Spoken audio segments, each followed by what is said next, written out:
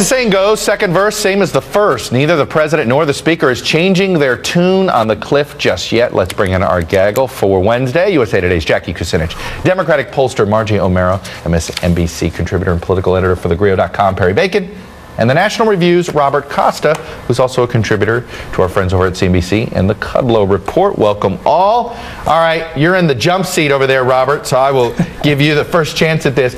Let's talk about, you did this interview with Tom Price about this idea that some conservatives may try to make Boehner's life so uncomfortable that they could challenge him for the speakership. It's clear that Price doesn't have the votes for any of this, but how serious is Boehner taking it, and how much of it is impacting the negotiations? It's a great question, Chuck. The tension within the House Republican Conference is very real, and I think Tom Price's comments to National Review about his concerns about a potential deal that includes tax increases really reflects where a lot of conservatives are right now. They're wary of what Speaker Boehner's doing, but they're not ready to mount a rebellion yet because no one's really sure about the contours of a potential deal.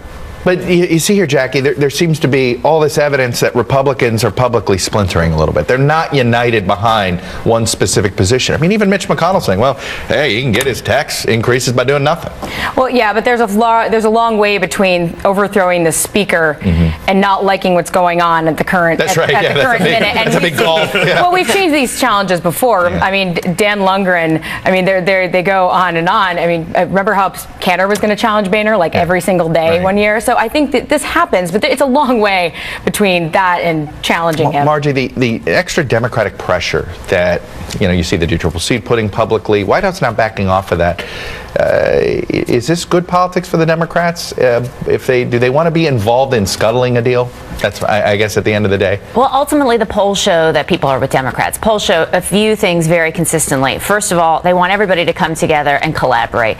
The second is they want to see the wealthiest pay a higher tax rate. And then the third thing is that they're going to typically blame Republicans if there's no deal. But Perry, that's all they want. It's funny when you look at it. All they want is, hey, can you come together? Then when you start asking about some things other than tax rates, everybody seems there is agreement on tax rates on the top 2%. Other than that. Oh, no, how about Medicare? No. Don't touch Medicare. Don't touch Social Security. Nobody wants anything else touched. At times, both sides are saying we're okay with going over the cliff, but the public is not okay with that. If you look at the polls, the public is very wary of this, very concerned about it, as it should be. So, yeah, Robert, are we going to get... So where do we think? Do we think Boehner does another counteroffer? Well, I guess now it's the White House counteroffering here. I mean, where do we feel like we stand right now at 9:50 in the morning?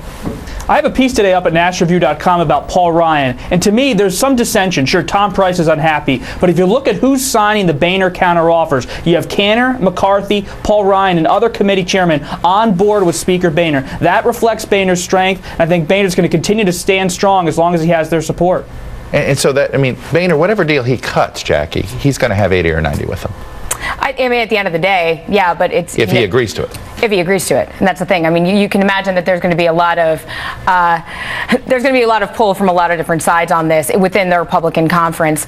But I mean, some of these guys are behind him on a lot of these things, and yet the conservative pieces of the conservative coalition there weren't going along. So there still is a long way to go. I want to quickly go to Michigan and get both of your takes on this. Margie, Michigan losing the policy fight. Do Democrats think they'll win the political war in 2014? And is that all they got on this? It seems to me, if you look at the history of right to work, you never seem to be able to stop it. There are some challenges for labor. The fact that we're calling a right to work is something that's a victory on the right. However, in Michigan, polls show that this is a winner for people are on the side of, they side with unions. The governor's ratings are very mediocre. Majority say that after they hear both sides that they are against right to work, and 80% say this shouldn't be a priority at all. Actually, more say they're going to hold it against legislators for voting for it than reward them for it. We know what we're going to be talking about in 2014 in the Midwest. I think we have that clear. Walker, Snyder. We know what this is going to be about. The thing is, though, we already had a big debate about this early in the year, and the Scott Walker, and so the he sort of won it. Yes. He won it. So it's hard to say that the union people have to be very worried right now. Michigan's a different story, but it does feel as if when this moves, it moves. The question is, can they calibrate in another form of policy? All right, when we come back, I want to talk a little bit of South Carolina. But first, we asked in the last 100 years how many presidents were elected after serving in the House but not in the Senate. There's just one. President George H.W. Bush, he was a congressman for Texas, an unsuccessful candidate, by the way, for the United States Senate. Then, of course, he was UN ambassador, CIA director, and then vice president before he was elected to president on his own.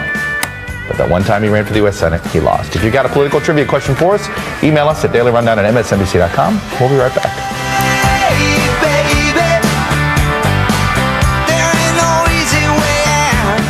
While names are thrown out frivolously, I will tell you that there is a process. I'm going to stay true to the process. I am going to make sure that I make South Carolina proud.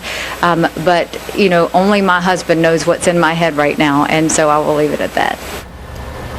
Let's bring back our gaggle, Jackie Kucinich, Margie Omero, Perry Bacon, and Robert Costa. It seems as if, by the way, guys, that Nikki Haley's sort of enjoying this moment. I think just a little bit. Is she enjoying this moment? Who knows? I have to say, Perry Bacon, the most intriguing name. She apparently has a real short list. It includes Tim Scott, who everybody assumes the conservatives would like to have, including Jim DeMint. He's the African-American congressman.